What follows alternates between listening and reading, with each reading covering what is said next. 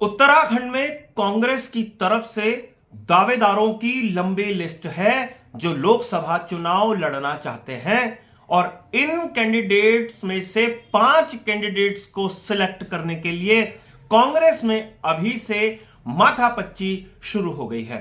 सवाल यह है कि क्या इस बार कांग्रेस बीजेपी के मुकाबले आगे निकल जाएगी प्रत्याशियों के चयन प्रक्रिया में। गतिविधियां कुछ इस तरीके से हो रही हैं, ऐसा लगता है कि कांग्रेस ने सक्रियता कुछ ज्यादा बढ़ा दी है।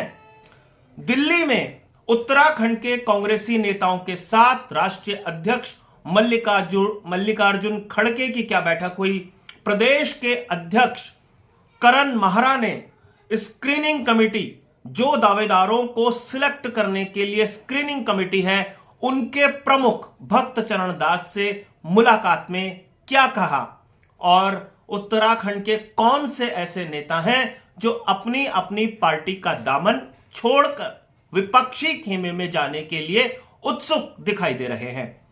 ये सारी बातें लेकर एक बार फिर से मैं आपके सामने हाजिर हो गया हूं, लेकिन हर बार की तरह मेरा आग्रह है, खबर पसंद आए तो इसे लाइक जरूर कीजिएगा, इस पर टिप्पणी जरूर कीजिएगा और चैनल को सब्सक्राइब आप जरूर कर लीजिए।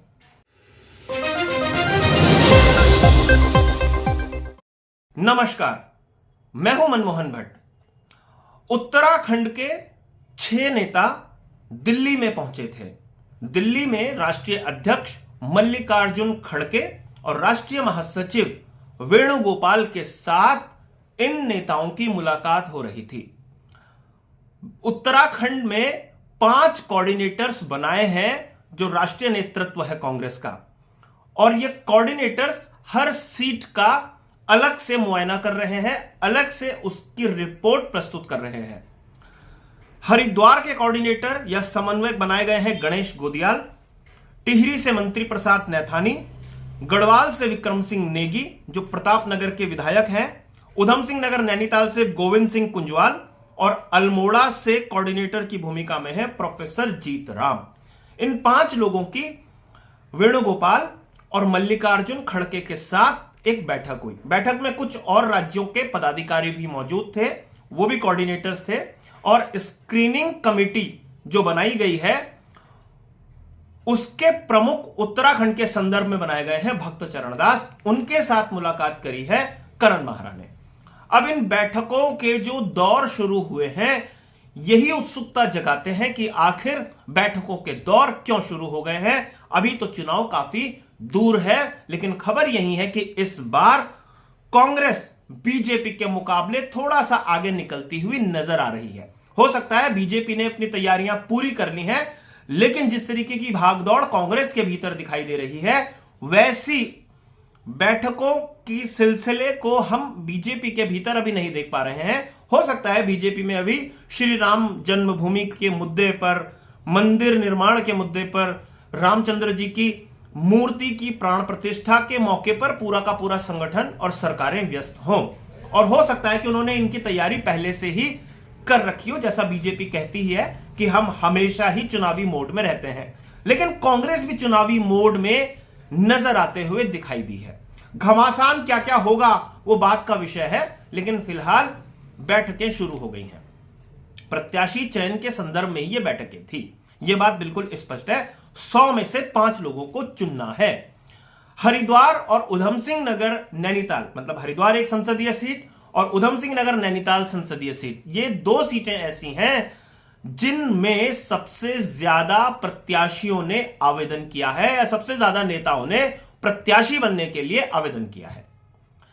इसके अलावा गढ़वाल संसदीय क्षेत्र है, टिहरी संसदीय क्षेत्र और अल्मोड़ा संसदीय क्षेत्र है। यहां से बहुत सीमित संख्या में जो उम्मीदवार बनना चाहते हैं उन्होंने अपना आवेदन प्रस्तुत किया है। आवेदन प्रस्तुत करने की एक प्रक्रिया है, एक फॉर्म भरना होता है, 25,000 रुपए की एक धनराशि कांग्रेस के खाते में जमा करानी होती है और उसे दावेदार माना जाता है। उन दावेदारों की फिर छटनी होती है और वो छटनी की प्रक्रिया ही शुरू हो गई है। अगर कांग्रेस के सूत्रों की हम माने तो इस बार कांग्रेस फरवरी में ही अपने प्रत्याशियों के नाम का ऐलान कर देगी, और ऐसा नहीं है कि यह फरवरी के बिल्कुल आखिर तक ऐलान किया जाएगा। हो सकता है कि फरवरी के शुरू में ही पार्टी इसका ऐलान कर दे। आपको थोड़ा सा और बताऊं कि सचिन पायलट महासचिव हैं कांग्रेस के। कुछ दिन पहले उनका भी उत्तराखंड में दौरा हुआ था और 5 संसदीय सीटों को लेकर उन्होंने अपना आकलन अपने आला कमान तक पहुंचा दिया था। जो सह प्रभारी हैं वो भी अलग से आ चुकी हैं, उन्होंने भी अपना आकलन प्रस्तुत कर दिया है और 15 जनवरी को कुमारी शैलजा जो नई प्रदेश प्रभारी है कांग्रेस की, उनका आगमन हो रहा है और उनके सामने बहुत सारी तस्वीर सामने रखी जाएगी। करण महारा ने भक्तचरण दास के सामने क्या तस्वीर पेश की होगी, इसका औपचारिक रूप से खुलासा नहीं किया गया है, लेकिन पार्टी जो पदाधिकारियों का बैठकें हो रही हैं प्रत्याशियों के चयन को लेकर, इसमें उत्तराखंड की राजनीति के संदर्भ में हो सकता है बातचीत हुई हो कि कौन सा समीकरण कहां फिट बैठता है। अल्मोड़ा सीट सुरक्षित सीट है, अल्मोड़ा पिथौरागढ़ सीट। उसके अलावा जो बाकी की 4 सीटें हैं वहां पर जातिगत, क्षेत्रीय, हर प्रकार के समीकरणों को साधने की कोशिश की जा रही है। इसके अलावा चुनाव जब भी आते हैं, चाहे वो विधानसभा के हो और चाहे वो संसदीय सीट के हो, हमेशा नेताओं के एक पाले से दूसरे पाले में जाने की खबरें खूब हवा में तैरती हैं। इन खबरों को बल तब मिलता है जब एक पार्टी के नेता की मुलाकात दूसरी पार्टी के नेता से होनी शुरू हो जाती है और वो खबर लीक भी हो जाती है। इस तरीके की खबरें हैं कि उत्तराखंड बीजेपी के एक पूर्व विधायक ने कांग्रेस के कुछ नेताओं से संपर्क साधा है और उन्होंने लोकसभा का टिकट मांगा है। उनकी प्राथमिकता उत्तराखंड से चुनाव लड़ना नहीं है।